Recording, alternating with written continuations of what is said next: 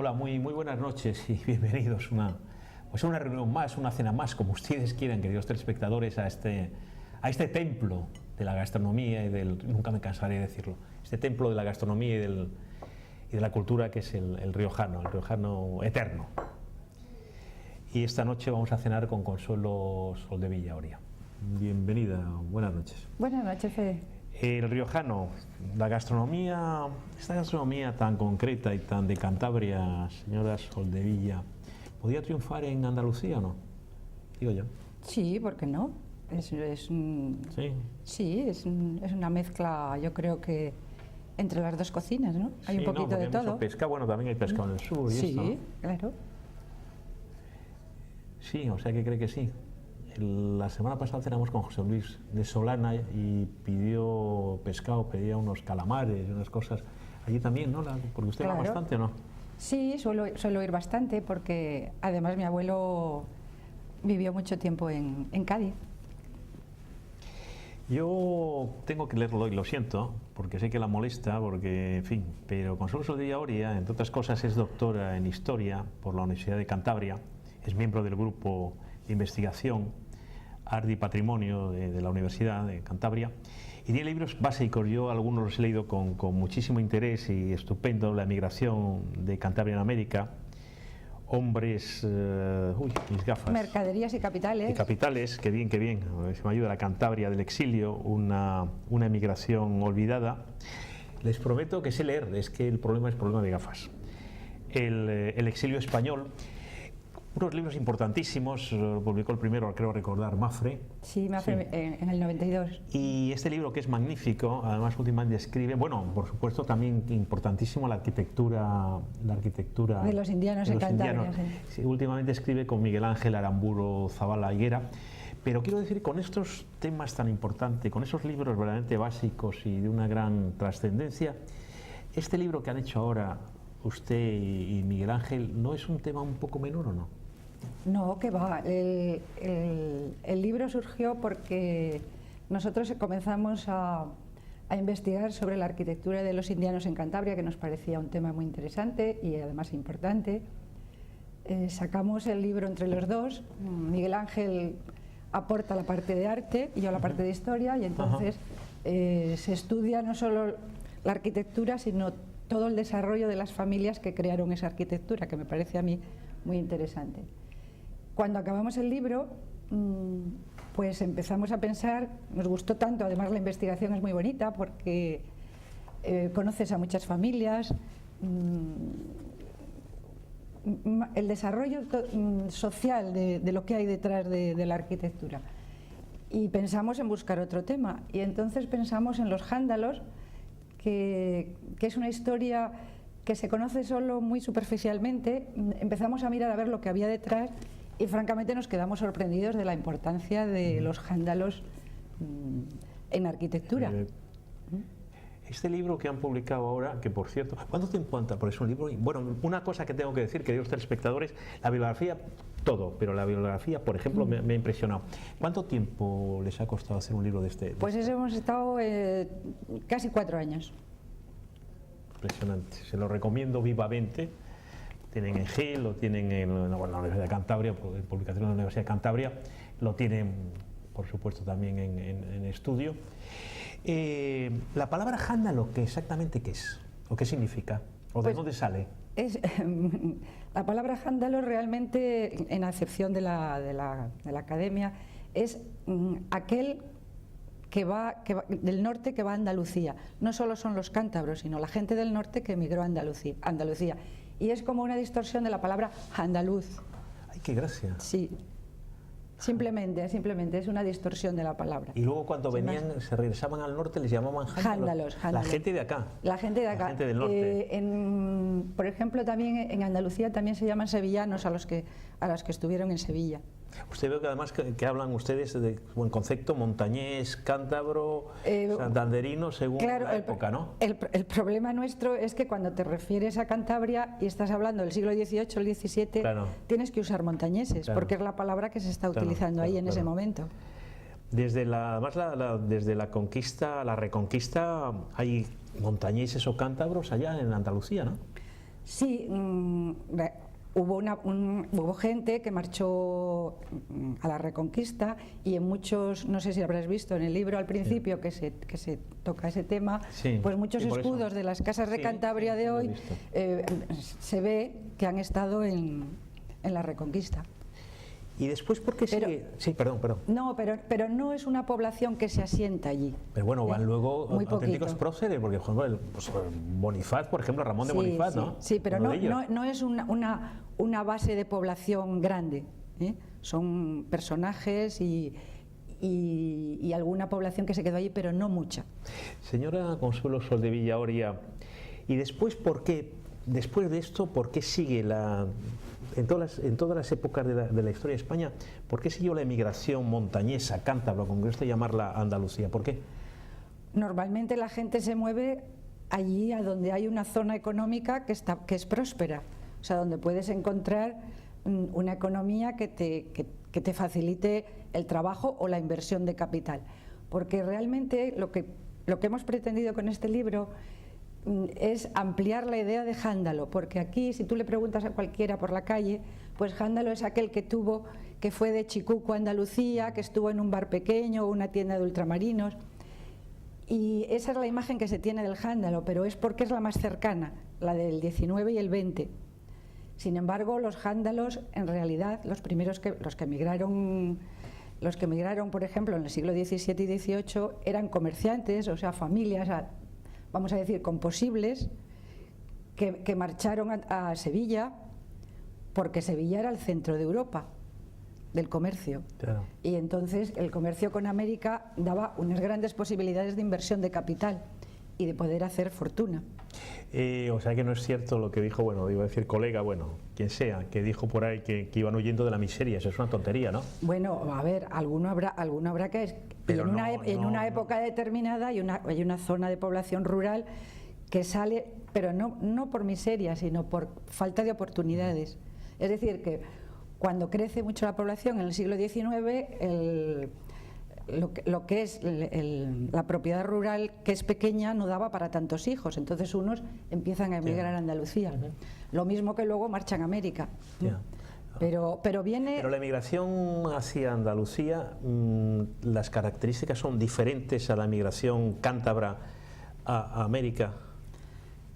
No, puedes distinguir exactamente lo mismo. Por ejemplo, es que la emigración es un fenómeno muy complejo, que es lo primero que hay que decir, que tiene muchos estatus de población. Ajá. Y que a lo largo de los años va cambiando dependiendo de las circunstancias. Ya digo que en el siglo XVI se abre la ruta oceánica, entonces Sevilla se convierte en el centro de Europa. Claro.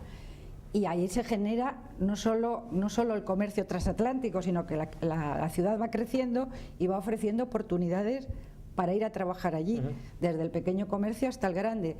Luego también empiezan a construirse catedrales, ayuntamientos, casas, y ahí tenemos una preferencia a los canteros del norte de España, los nuestros especialmente, pero también los vascos. Es muy interesante también, claro, el capítulo que habla de ello. Salen hacia el sur, primero iban también hacia Castilla, pero hacia el sur a construir. Y ahí se crea, como son cuadrillas, pues ahí se va creando unos focos de familias que unos vuelven y otros a veces se arraigan y se quedan allí. Hay una cosa que yo la quiero preguntar, señora doctora Consuelo Soldevilla Oria. ¿Por qué hay, hablando de América, y es un tema que, en fin, los telespectadores lo saben, que por sangre y por muchas circunstancias a mí me mola, que diría algún moderno de ahora, un moderno de eso que habla con él, que digo, que ¿por qué familias montañesas van a América, hacen fortuna, salen de Andalucía, hacen fortuna en América y vuelven, no vuelven a Cantabria o no vuelven a Norte de España, siguen en Andalucía? ¿Por qué? Pues por la misma razón económica, es decir, son familias que crean allí una gran fortuna. Cuando vuelven, ¿a dónde van? A una zona donde puedes invertir capitales. Claro. Y también depende de las épocas, porque, por ejemplo, con las independencias de América, muchos volvieron con grandes capitales Entonces unos marchan a Andalucía, pero otros van a Londres, París, en Burdeos también, o Cataluña, a Barcelona. Es decir, a los focos económicos. Sí, doctora, ¿por qué es tan fácil relativamente la integración de los montañeses en la élite dirigente de Andalucía? Porque hablábamos eso, que es un poco el tópico del ¿cómo le llamó? ¿El chiquiqué? El chicuco. El chicuco es una figura muy conocida porque se le llamaba así. Pero muchos chicucos que son gobernadores, que están con la élite, con la gran oligarquía andaluza, ¿no? Claro, es que es el Los sistema. Ibarra, por ejemplo, por decir un apellido. Sí, bueno, esos ya son familias que parten de un estatus más alto. O sea, yo le llamo familias composibles, aunque una familia. La Parra. Claro, también. Y luego hay mucha gente que ya ha recibido capitales de América y que después los invierte. También hay mucha gente que se establece allí en el comercio después de pasar por cargos públicos, de funcionarios del Estado y también de la Iglesia, tanto en Andalucía como en América. Y esa es la base de luego invertir dineros en el comercio, que el comercio entonces es lo que generaba grandes capitales. No, la digo porque, bueno, aquello famoso que ustedes recordarán de eso de una de las dos Españas, a darme el corazón, que decía Antonio Machado, había dos Américas, porque como decía en la Cortes de Cádiz, no eran españoles a un lado y otro del Atlántico, pero verdaderamente siempre han existido dos. Vamos a ver, cuando el norte de España el nivel era mucho más bajo de toda cornisa cantábrica que Andalucía. ¿Es verdad? ¿Siempre ha existido dos Españas o qué? No, siempre ha habido áreas económicas que por diferentes razones desarrollan en un momento dado, en una época. Por ejemplo, Andalucía, precisamente por América y por ser la base de todo el trasiego con América, pues es una zona que crece y entonces capitales y gente van hacia allí. No, pero me refiero, luego en el 19, cuando crece la cornisa cantábrica industrialmente, pues va a ser al revés, va a ser la zona andaluza la que viene hacia el norte o hacia Cataluña, que son las dos áreas que se industrializan y entonces crecen económicamente. Realmente la gente tiene que ir donde está creciendo. Pero aquellos tópicos, no sé, un poco, hombre, no digo los hermanos Quintero, pero de Juan de Varela, en fin, de algunos escritores andaluces, incluso Manuel Halcón, hace relativamente pocos años, que hablaban un poco de que Andalucía era, digamos, liberal de conceptos, que era mucho más amplia, mucho más moderna, para entendernos, sin él en este caso, y que el norte era mucho más clásico, más tradicional, más religioso. ¿Eso es cierto o no es cierto? Bueno, también depende de las épocas, pero hay que pensar que, por ejemplo... Estamos hablando un poco como tópicos, es decir, sí, pero generalizando, vamos. Sí, pero que Sevilla y Cádiz eran en ese momento ciudades muy abiertas, donde había gente de todos los lados de Europa. Entonces hay una población mucho más mezclada, más mixta, donde las ideas que vienen y van se mueven más. Es una cuestión de que sean focos abiertos o más cerrados. Manuel Halcón decía que es imposible. Dice, un señor se pasea por Bilbao, por Santander, vestido de mujer en aquellos años y le matan, directamente le cuelgan. Y tranquilamente, como estaba Manuel Halcón, y directamente en Cádiz pues no había ningún problema de travestis en aquellos años. A eso me refiero, eso es... Pues realmente no te podría contestar en ese aspecto. Pero tiene gracia, ¿no? Diciendo esas cosas, decía, sí. Pues es verdad. Bueno, en los carnavales, supongo que se refiere a los carnavales. Pero claro, bueno. Sí. Cádiz era una ciudad muy abierta porque... A un señor maquillado en Guernica, pues tendría problemas y no tenía problemas en Sevilla. Pero porque no es parte de nuestra cultura, realmente, o sea, simplemente. Ya. Consuelo Soldevilla, ¿y los escándalos en la actualidad siguen teniendo importancia? ¿Son importantes? ¿Hay nombres, pues no digo míticos, pero nombres importantes? En fin, ¿cómo está la cosa? ¿Sigue habiendo emigración? ¿Cómo es la situación? No, hoy en día ya no hay, vamos, hay emigración. No es al revés, la gente tampoco viene aquí. No, es... porque tampoco somos un foco de economía como para atraer gente. No, en Santander poco. Hay gente que se mueve, pero eso no son movimientos migratorios, es simplemente gente que se mueve, pero no la cantidad suficiente como para que sea un flujo migratorio, que es lo que los historiadores llamamos, ¿no? Y lo que pasa es que todavía quedan, bueno, pues pues no sé, restaurantes o sí, la flor de Carriedo y nombres sí, así, eso claro, me han dicho. muy importantes que todo el mundo conoce en Sevilla o en Cádiz. Pero bueno, hay otras muchas cosas, ¿eh? Por ejemplo, nadie conoce las obras que hicieron los cántabros allí, que a mí me parece, y que son desconocidos para los propios andaluces hoy en día. Por ejemplo, hay un hospital, el Hospital de Cádiz, el Hospital Universitario de Cádiz, lo hizo un cántabro, la familia Mora, igual al mismo tiempo que el Marqués de Valdecilla hacía Valdecilla aquí, y son los dos primeros hospitales universitarios. Fantástico el de Cádiz, que nadie conoce como tal.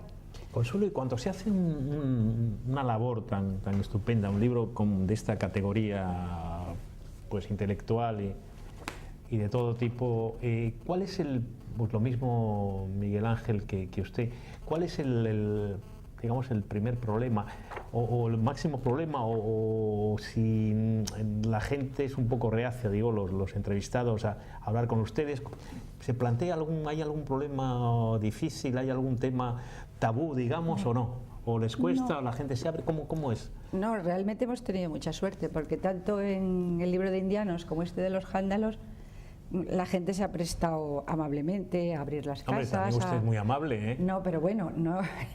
Hombre, eso también influye, digo yo, ¿o no?